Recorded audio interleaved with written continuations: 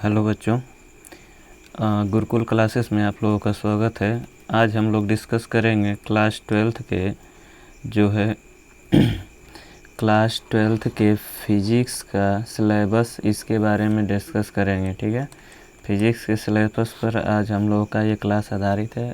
इसमें हम डिस्कस करेंगे कि जो आपका सेशन है 2023 से 2024, मतलब कि 2024 में जो लोग बच्चे एग्ज़ाम देंगे उसके अकॉर्डिंग क्या क्या हमको फ़िज़िक्स में पढ़ना है, उस पर हम लोग डिस्कस करेंगे। तो बेसिकली फ़िज़िक्स जो होता है 100 मार्क्स का होता है और इसमें जो है 70 आपके रिटेन पर बेस रहते हैं और 30 नंबर जो होता है आपको आपके जहाँ आप पढ़ते हैं स्कूल या कॉलेज, वहाँ पे आपको दिया जाता है। ठीक है, देखिए तो क्या है, इसमें 70 अंकों का प्रश्न पत्र होता है और 30 अंकों का प्रयोगात्मक होता है। ठीक है ना, 30 अंक का जो है प्रयोग होगा और 70 नंबर का आपको रिटेन होगा। ठीक है ना, और अगर देखा जाए तो आपको रिटेन में मिनिमम कितने अंक लाने हैं, 23 अंक लाने हैं और प्रयोगात्मक में जो है 10 अंक लाने हैं मिनिमम पास होने के लिए। अगर इतने अंक ला दिए यानी टोटल 33 नंबर पासिंग है, 33 नंबर पासिंग मार्क्स अगर आप ला दिए तो क्या हो जाएगा कि आप जो है इस सब्जेक्ट को पास कर ले जाओगे। ठीक है ना, तो ये मिनिमम मार्क्स है। अब आइए देखते हैं इसमें पढ़ना हमको क्या क्या है। तो पहले हम लोग पढ़ते हैं, ये दो भाग में डिवाइड होता है। एक भाग में हमको पढ़ना क्या रहता है, तो एक भाग में जो है इलेक्ट्रिसिटी के बारे में दिया रहता है, इलेक्ट्रिसिटी के बारे में दिया रहता है। ठीक ना, और दूसरा जो भाग होता है उसमें केवल लाइट के बारे में और डायोड सेमीकंडक्टर के बारे में दिया रहता है। ठीक ना, तो दो खंड में आपको बांटा गया है। तो पहला यूनिट हमको आना है स्थिर वैद्युतिकी। स्थिर वैद्युतिकी में हम लोग पढ़ेंगे कूलाम का नियम, आवेश क्या होता है, ये सब पढ़ेंगे। तो ये सब टोटल 8 नंबर का होता है। फिर विद्युत धारा या धारा विद्युत में जो है 7 नंबर का आता है। ठीक ना, फिर विद्युत धारा के चुंबकीय प्रभाव तथा चुंबकत्व क्या होता है, इसमें 8 नंबर का रहता है। फिर चुंबकीय प्रेरण, अन्योन्य प्रेरण, प्रत्यावर्ती धारा जो फोर्थ यूनिट है, और 5th यूनिट जो है वैद्युत चुंबकीय तरंग। तो ये तो मतलब कि बहुत जल्द ही ये वाली इस यूनिट जो है बहुत कम है, ये ख़त्म हो जाएगी। और ये जो है 4 नंबर का आपको है यहाँ से आता है, यानी टोटल 35 नंबर के आपके क्वेश्चन बनते हैं ये जो है खंड क से। ठीक ना, खंड क से जो है आपके 35 नंबर के क्वेश्चन बनते हैं। और इसके बाद से बाकी इसमें देखिए आगे हमको पढ़ना क्या है खंड ख में। खंड ख में क्या होता है कि खंड ख में देखिए इसमें जो है टोटल 4 यूनिट है। कितनी यूनिट है, तो बोले हम तो 4 यूनिट है। 4 यूनिट में देखिए पहला है प्रकाशिकी। प्रकाशिकी में जो है 1 से 10 चैप्टर तक जो है प्रकाशिकी है। प्रकाशिकी मतलब लाइट क्या होता है, प्रकाश क्या होता है, प्रकाश क्या होता है। प्रकाश में अपवर्तन, परावर्तन, लेंस, दर्पण, लेंस हो गया, दर्पण हो गया, व्यतिकरण, ध्रुवण, विवर्तन, ये जितने सब भौतिक घटनाएं हैं ये सब प्रकाशिकी में हम लोगों को पढ़ना है। और ये जो है 13 नंबर का आता है, तो इसको आप लोग बड़े ध्यान से पढ़िएगा और अपना तैयार करके जाइएगा, क्योंकि प्रकाशिकी में जो है 13 नंबर का आता है। और टोटल आप लोग पासिंग के लिए कितना चाहिए, तो 23 नंबर चाहिए। ठीक ना, पासिंग के लिए कितने मार्क्स आप लोगों को चाहिए, तो टोटल 23 मार्क्स चाहिए रिटेन के लिए। तो रिटेन के लिए आपको 13 नंबर यहीं पे मिल जा रहा है, बाकी 10 नंबर आप इधर उधर से जुगाड़ कर सकते हैं। यदि जिस बच्चे को केवल पास होने के लिए पढ़ना है वो तो बेचारा इसको अच्छे से तैयार कर लेगा, और जिस बच्चे को पूरा टॉप करना है वो तो हर चीज़ को बहुत बारीकी से और अपने सिलेबस के अकॉर्डिंग ही पढ़ेगा। ठीक है, दूसरा होता है द्रव्य तथा द्रव्य की द्वैती प्रकृति। द्वैती प्रकृति का मतलब क्या होता है कि जिससे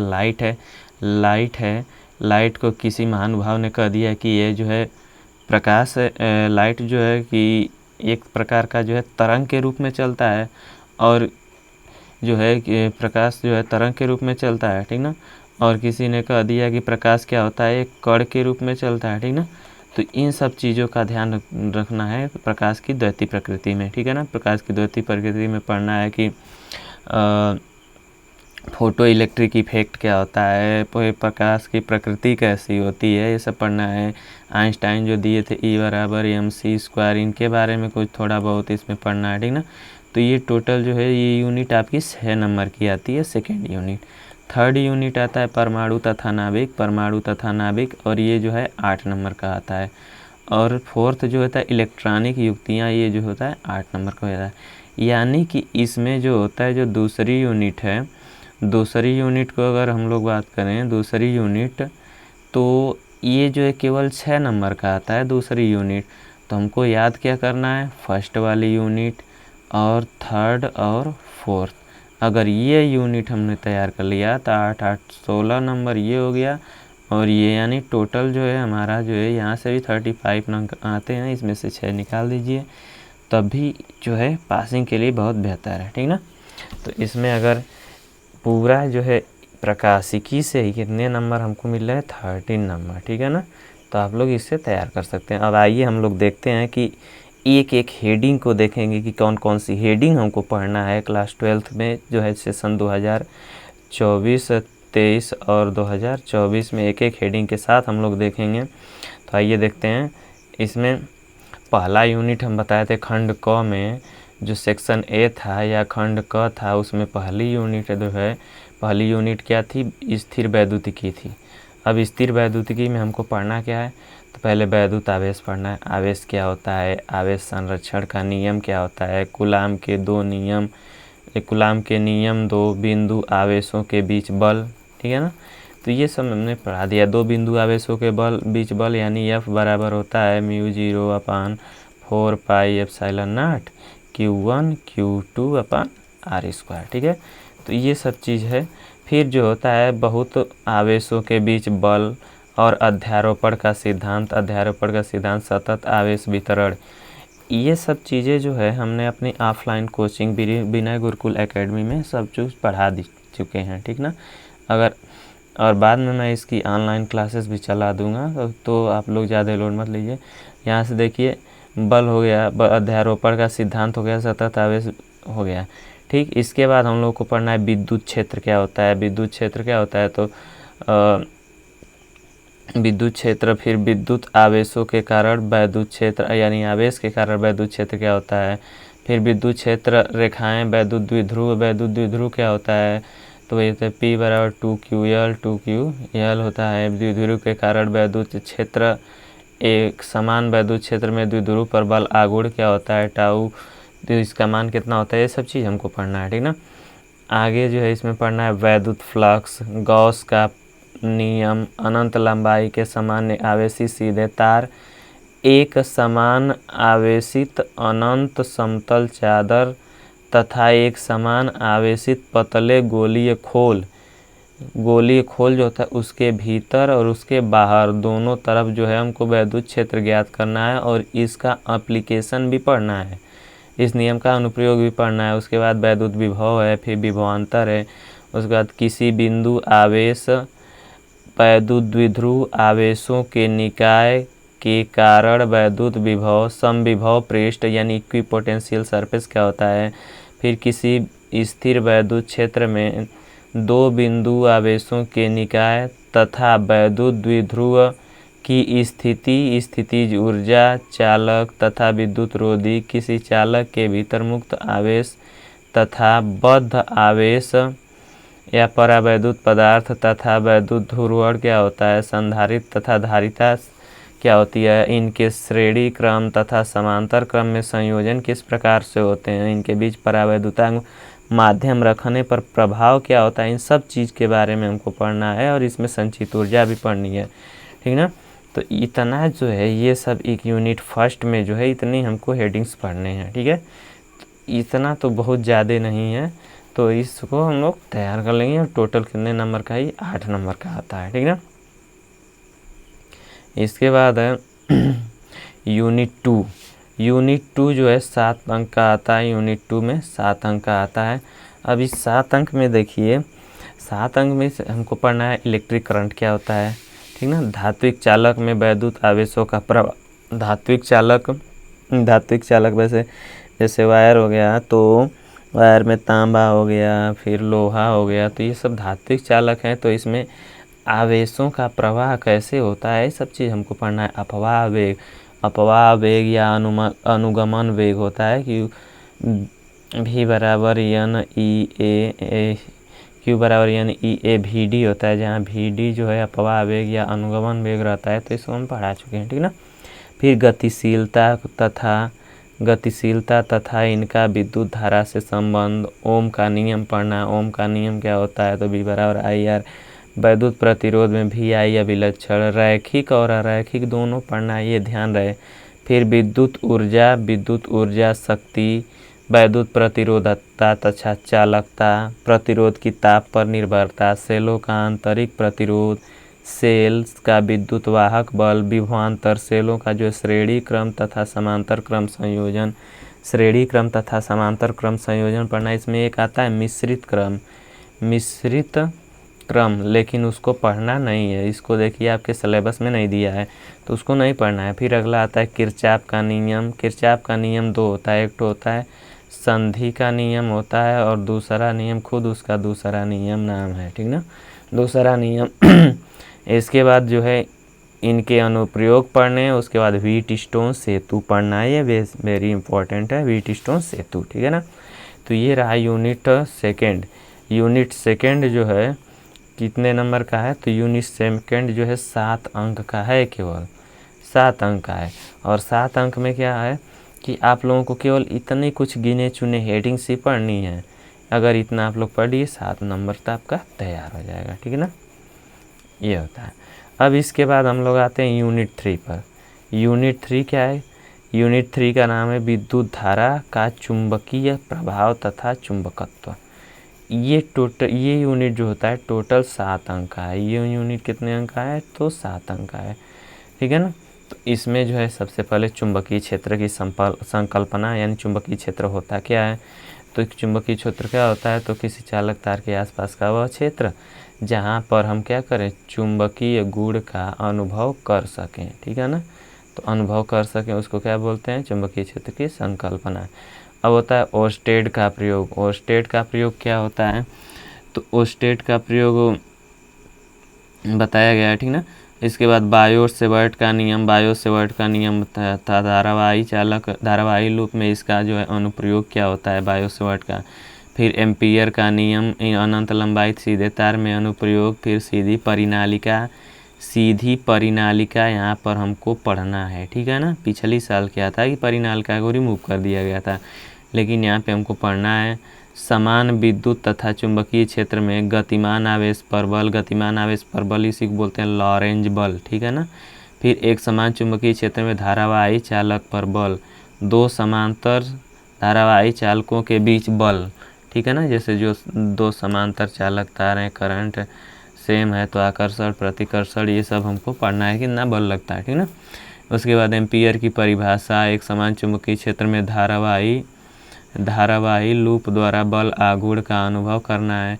उसके बाद चल कुंडली धारा मापी, चल कुंडली गैल्वेनोमीटर, ठीक है ना। तो चल कुंडली गैल्वेनोमीटर 2 प्रकार का होता है, एक होता है क्या कि किलकित कुंडली धारा मापी, और एक जो होता है बोल सकते हैं कि चल कुंडली धारा मापी, ठीक ना। इसकी धारा की सुग्राह्यता क्या होती है, इसका मीटर तथा वोल्ट मीटर में रूपांतरण किस प्रकार किया जाता है, तो ये सब चीज़ें हमको पढ़नी है। फिर धारा लूप चुंबकीय द्विध्रुव के रूप में तथा इसका चुंबकीय द्विध्रुव आघूर्ण चुंबकीय द्विध्रुव के कारण एक अक्ष के अनुदिश तथा अक्ष के अभिलंब और चुंबकीय क्षेत्र की तीव्रता, एक समान चुंबकीय क्षेत्र की में चुंबकीय द्विध्रुव मतलब छड़ चुंबक पर बल आघूर्ण। टाउ बराबर जो है ये बोल सकते हैं कि एम बराबर टाउ बटे टाउ मैक्स अपन, तो इस तरह से इसको बोल सकते हैं, ठीक ना। इसके बाद है तुल्यांकी परिनालिका के रूप में छड़ चुंबक, फिर चुंबकीय क्षेत्र रेखाएं, अनुचुंबकीय, प्रतिचुंबकीय तथा लव चुंबकीय पदार्थ। ये देखिए अनुचुंबकीय, प्रतिचुंबकीय, लव चुंबकीय पदार्थ, ठीक ना, इनको पढ़ना है उदाहरण सहित। उसके बाद विद्युत चुंबक और इनकी तीव्रताओं को प्रभावित करने वाले कारक और अस्थायी चुंबक। तो इतना चीज़ हमको इस यूनिट में पढ़ना है, ठीक ना। इसके आगे आते हैं तो इसके अगले यूनिट जो है 4, यूनिट 4 जो है, यूनिट 4 में जो है 8 नंबर का आता है और इसमें बहुत कम है। देखिए इसमें जो है केवल पढ़ना है हमको वैद्युत चुंबकीय प्रेरण, फैराडे का नियम, वैद्युत चुंबकीय प्रेरण और फैराडे का नियम, फिर इलेक्ट्रोमोटिव फोर्स तथा धारा, लेंज का नियम, स्वप्रेरण तथा अन्योन्य प्रेरण, प्रत्यावर्ती धारा तथा वोल्ट तथा शिखर मान, वर्ग माध्य मूल मान, प्रतिघात तथा प्रतिबाधा, फिर LCR और AC अनुनाद परिपथ, फिर शक्ति गुणांक, वाटहीन धारा, AC जनरेटर तथा ट्रांसफार्मर, यानी जनरेटर और ट्रांसफार्मर यहाँ पे दोनों पढ़ना है, ठीक ना। उसके बाद वैद्युत चुंबकीय तरंगें, ये लास्ट वाली यूनिट है खंड क की, तो इसमें पढ़ना है विस्थापन द्वारा धारा की आवश्यकता, फिर वैद्युत चुंबकीय तरंगें, इनके अभिलक्षण में केवल गुणात्मक संकल्पना पढ़ना है, ठीक ना। उसके बाद वैद्युत चुंबकीय तरंगों की अनुप्रस्थ प्रकृति, वैद्युत चुंबकीय स्पेक्ट्रम, और उसके बाद से स्पेक्ट्रम में भी पढ़ना है कि रेडियो तरंग, सूक्ष्म तरंग, अवरक्त तरंग, दृश्य, पराबैंगनी किरणें, गामा किरणें, इन कुछ चुनिंदा किरणों के बारे में ही हमको पढ़ना है, जबकि बुक में जो है बहुत सारी किरणें दी रही होंगी। उसके बाद इनके उपयोग के विषय में जो है तथ्यों सहित विचार करना है, ठीक ना। इसके आगे हमको पढ़ना है खंड ख। खंड ख में जो है केवल 4 यूनिट होगा और पहली यूनिट ही आपको बताया गया है कि 13 नंबर की है, पहली यूनिट है, ठीक ना। तो पहली यूनिट में देखिए क्या क्या पढ़ना है। पहले पढ़ना है प्रकाश क्या होता है, प्रकाश का परावर्तन, गोलीय दर्पण सूत्र, प्रकाश का अपवर्तन, पूर्ण आंतरिक परावर्तन, उसके बाद परावर्तन तथा इसके अनुप्रयोग, पूर्ण आंतरिक परावर्तन तथा इसके अनुप्रयोग। उसके बाद पढ़ना है प्रकाशिक तंतु, गोलीय पृष्ठों पर अपवर्तन, लेंस, पतले लेंस का सूत्र, फिर लेंस मेकर का सूत्र। उसके बाद आवर्धन, लेंस की क्षमता मतलब शक्ति, लेंस की शक्ति। उसके बाद संपर्क में रखे पतले लेंसों का संयोजन, प्रिज्म से होकर प्रकाश का अपवर्तन तथा परिक्षेपण, ठीक है। प्रकाश का अपवर्तन परिक्षेपण पढ़ना है, वो भी प्रिज्म में, ठीक है। प्रिज्म में अपवर्तन तथा परिक्षेपण, ठीक है, अपवर्तन तथा परिक्षेपण। इसके बाद से हमको पढ़ना है प्रकाश का प्रकीर्णन। प्रकाश का प्रकीर्णन में सूक्ष्मदर्शी, खगोलीय दूरदर्शी में परावर्ती तथा अपवर्ती दोनों, फिर इनकी आवर्धन क्षमताएं। उसके बाद हमको पढ़ना है तरंग प्रकाशिकी में तरंगाग्र, हाइगेंस का सिद्धांत, तरंगों के उपयोग द्वारा समतल तरंगों का समतल पृष्ठों पर परावर्तन, उसके बाद अपवर्तन, ठीक ना। हाइगेंस द्वारा जो है प्रकाश का परावर्तन अपवर्तन उनकी व्याख्या करनी है, सिद्धांत के उपयोग लिखना है, ठीक ना। ये देखिए यही परावर्तन और अपवर्तन नियमों का सत्यापन करना है। उसके बाद व्यतिकरण है, यंग का द्विझिर्री प्रयोग है, फ्रिंज चौड़ाई के लिए व्यंजक जो है सूत्र की व्युत्पत्ति नहीं करनी, केवल फार्मूला ही आपको याद रखना है, ठीक ना। उसके बाद कला संबद्ध स्रोत, ठीक है। उसके बाद प्रकाश का प्रतिपालित व्यतिकरण, एकल झिर्री के कारण विवर्तन, इसमें केवल गुणात्मक अध्ययन करना है। फिर केंद्रीय उच्चिष्ट की चौड़ाई, ध्रुवण, अपवर्तन का ध्रुवण, समतल ध्रुवित प्रकाश, पोलेराइड का उपयोग, पोलेराइड भी यहाँ पर आप लोगों को पढ़नी है, ठीक ना। तो इतना चीज़ आपको पढ़ना है, ठीक ना। इसके बाद से आपको पढ़ना है सेकेंड यूनिट से। पहली यूनिट आपको 13 नंबर का था और 1 से 10 चैप्टर के बीच में उसको दिया है, ठीक ना। उसके बाद 6 अंक का है द्रव्य विकिरण तथा इसकी द्वैतीय प्रकृति। पहले पढ़ना विकिरणों की द्वैतीय प्रकृति, फिर प्रकाश विद्युत प्रवाह जो बताएं फोटो इलेक्ट्रिक इफेक्ट, उसके बाद हर्ट्ज तथा लेनार्ड का प्रेक्षण, उसके बाद आइंस्टीन प्रकाश वैद्युत समीकरण, आइंस्टीन का जो है प्रकाश वैद्युत समीकरण वही वाला E बराबर mc², ठीक है ना। इसी को पढ़ना है। उसके बाद प्रकाश की कणात्मक प्रकृति, द्रव्य तरंगों की तरंगात्मक प्रकृति, दी ब्रोगली इक्वेशन, ठीक है ना। तो कुल मिला के आपको जो है इसमें 8-10 जो है हेडिंग्स केवल पढ़नी है। यूनिट 2 समाप्त, यूनिट 2 खत्म के 6 अंक का आता है।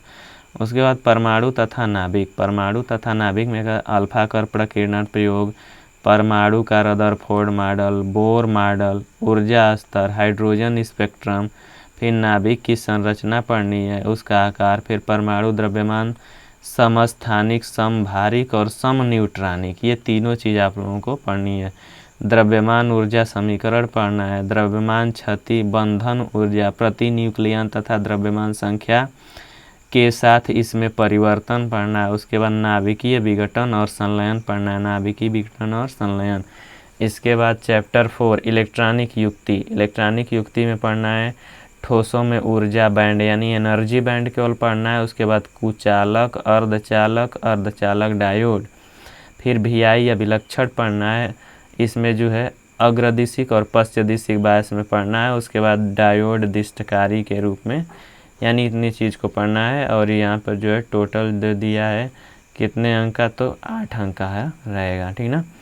इसके बाद से जो है जो भी होगा वो अब प्रयोगात्मक कार्य होगा। प्रयोगात्मक कार्य आपका 70 नंबर का जो है रिटेन था, ठीक है ना। खंड ख में से 35 नंबर का, खंड क में से 35 और ख में से भी 35, यानी टोटल जो है 70 नंबर का था। और सबसे ज़्यादा नंबर जो है सेकेंड पार्ट का जो है प्रकाशिकी जो है, प्रकाशिकी इसमें से जो है 13 नंबर का पूछेगा। और 10 नंबर का अगर जुगाड़ कर लिए किसी तरह 23 नंबर आ गया।